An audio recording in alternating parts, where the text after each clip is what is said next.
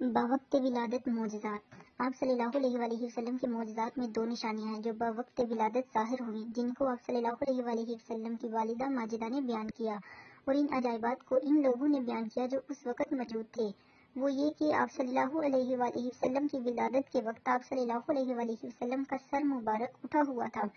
اور آپ صلی اللہ علیہ وآلہ وسلم کی نظریں آسمان کی طرف تھی، اور آپ صلی اللہ علیہ وآلہ وسلم کی والدہ نے اس نور کو دیکھا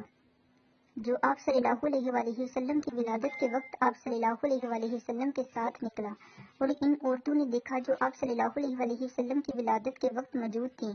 اس وقت عثمان بن ابی العاص رضی اللہ تعالی عنہ نے دیکھا کہ ستارے قریب آ گئے، اور یہ کہ باوقت ولادت نور نکلا، یہاں تک کہ ہر طرف نور ہی نور پھیل گیا۔